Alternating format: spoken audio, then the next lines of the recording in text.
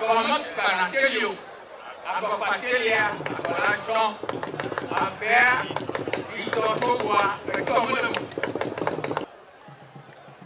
la présente cérémonie de remise officielle du décret portant reconnaissance de la désignation par voie coutumière de notre chef canton, Togui Louis Kwame Mauko Adela Aklasuka, donne l'occasion à la communauté Bé de rappeler son histoire, substance existentielle de son âme, car un peuple sans histoire est un peuple sans âme.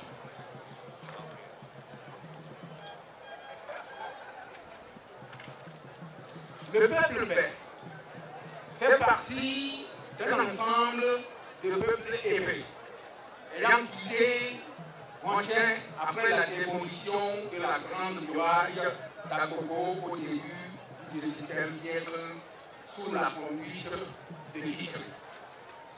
Nom élevé qui veut dire l'intrépide, le courage.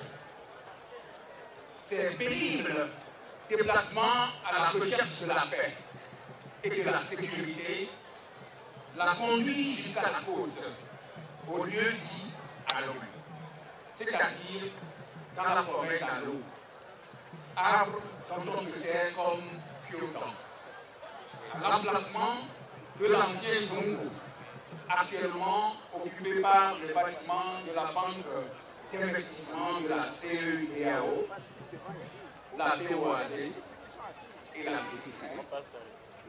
Ici, il ne serait pas superflu de rappeler que le nom Lomé, auquel répond notre capitale, dérive de l'expression élevée à Lomé.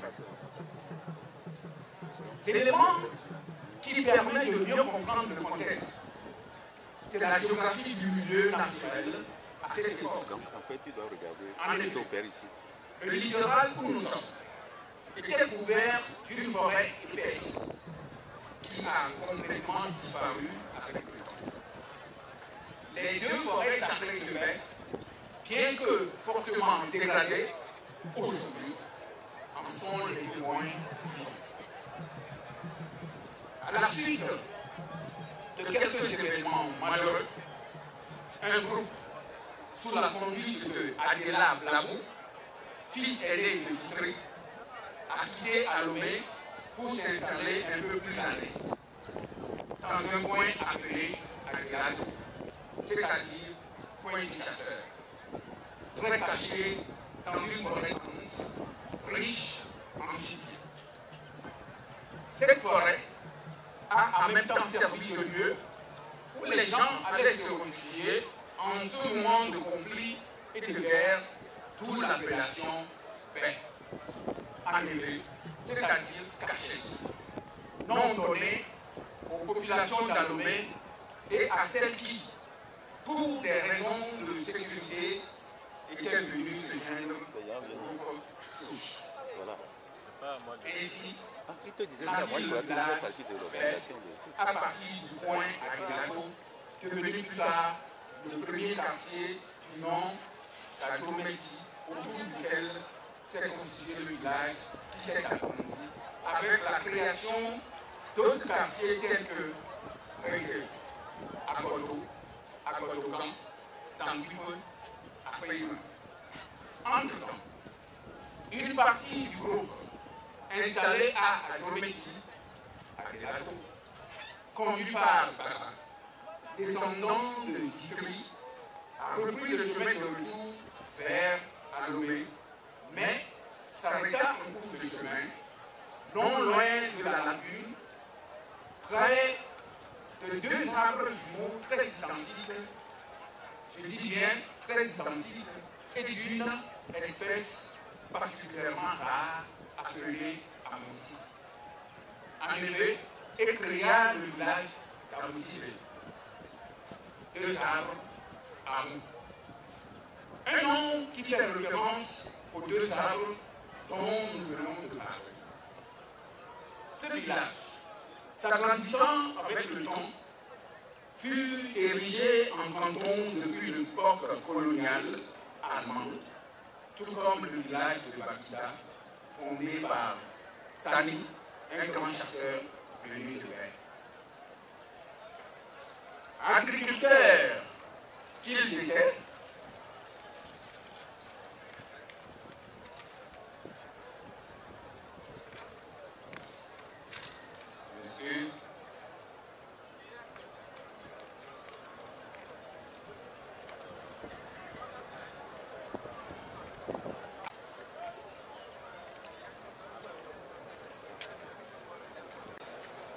ils avaient un territoire au-delà de la lagune qui s'étendait jusqu'aux limites des cantons d'Aplaou et d'Akoué. Je veux dire le lieu que nous appelons aujourd'hui Tokoin. Et comme tout peuple, la communauté Bé vit avec ses us et coutumes qui se définissent comme une habitude collective de penser et d'agir, transmise de génération en génération et qui sont à la base de toute identité culturelle. Les us et coutumes sont à l'image d'une terre fertile qui fait pousser une multitude de fleurs parce que contribuant énormément à faire évoluer le génie et les forces créatives pour un développement harmonieux. C'est pourquoi nous devons nous organiser de mieux en mieux, de telle manière à sauvegarder les valeurs spirituelles et matérielles de notre civilisation et à assurer la perpétuité de notre mémoire.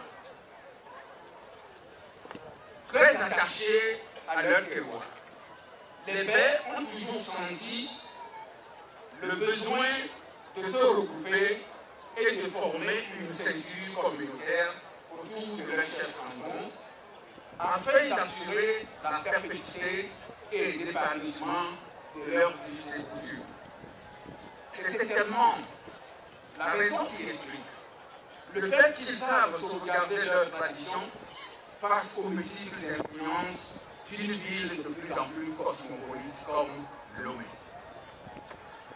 Depuis la période allemande, les pouvoirs de la chefferie sont toujours détenus à Bé par voie héréditaire, comme établi par la tradition chez les évêques.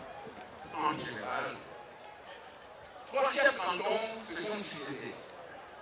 Il s'agit de Togui Bali Togwe Adela Atlassou Ier, qui régnant de 1910 à 1927. Togui Joseph Tidjikou Adela Atlassou, qui régnant du 1er mars 1928 au 6 mars 1969.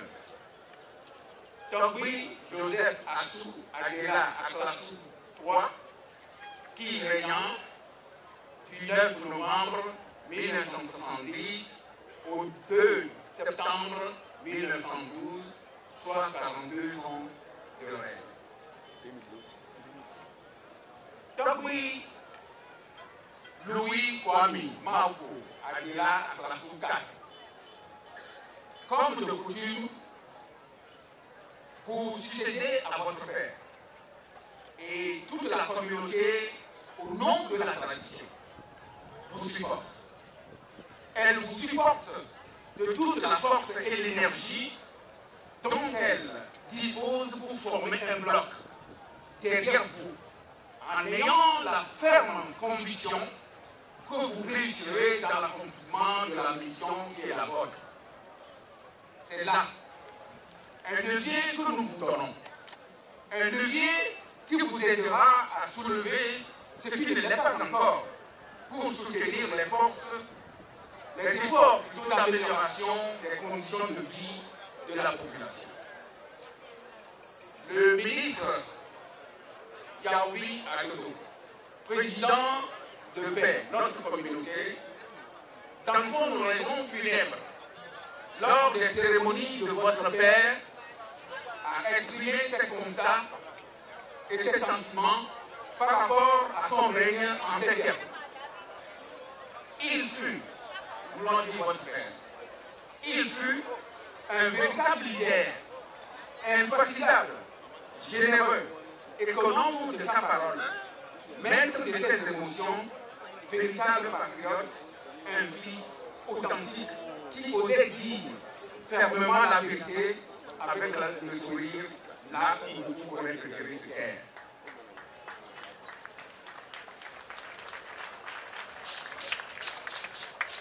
Nous savons que toutes ces vertus et forces de caractère dignes de chef vous ont été déjà transmises spirituellement par la force de Dieu, une force invisible, mais agitante qui vous protège.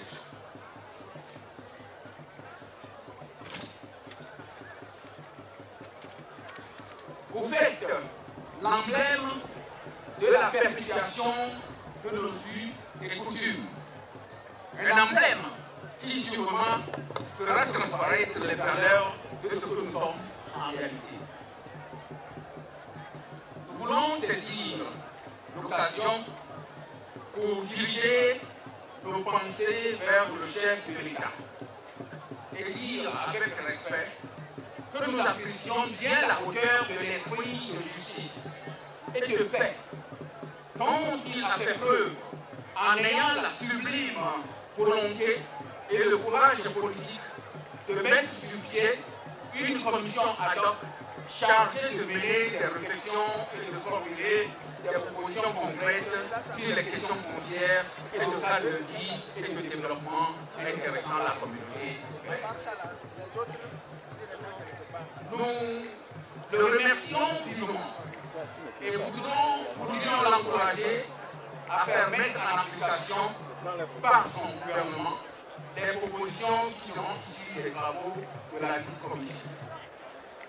Nous voudrions aussi remercier le ministre de l'administration territoriale, de la décentralisation et des collectivités territoriales, le préfet du Golfe, le président de la délégation de la commune de Lomé, les honorables députés et chefs cantons d'avoir honoré de leur présence la présente cérémonie. Nous remercions également tous ceux qui, de près ou de loin, ont contribué d'une manière ou d'une autre à l'organisation de cette fête. Vive la chefferie traditionnelle, vive la communauté verte, vive notre cher pays, le Togo. Je vous remercie.